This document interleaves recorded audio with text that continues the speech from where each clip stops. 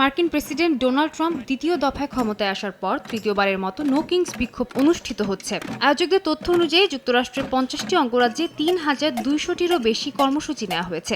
New York, Los Angeles ও ওয়াশিংটনের মতো বড় শহরগুলোতে বড় সমাবেশ হচ্ছে। তবে মোট কর্মসূচির ২/৩ হচ্ছে ছোট শহর ও শহরের বাইরে। পাশাপাশি রোম, প্যারিস ও বার্লিনেও একই ধরনের কর্মসূচি চলছে।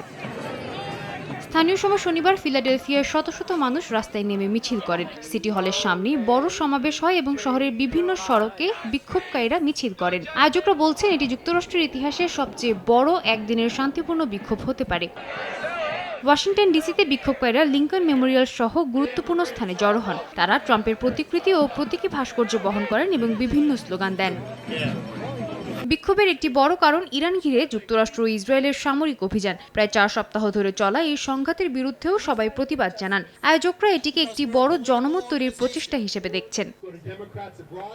শুধু যুক্তরাষ্ট্র নয়, আন্দোলন ছড়িয়ে পড়েছে আন্তর্জাতিক পর্যায়েও। স্পেনের মাদ্রিদে পুয়ের্তো দেল সলে প্রায় ১০০ মার্কিন নাগরিক বিক্ষোভে অংশ নেন। তারা আইস আউট ও নো টাইরেন্টস স্লোগান দিয়ে ট্রাম্প প্রশাসনের সমালোচনা করেন। বিক্ষোভকারীরা অভিযোগ করেন এসব নীতি স্বৈরাচারী এবং সাধারণ মানুষের স্বার্থবিরোধী।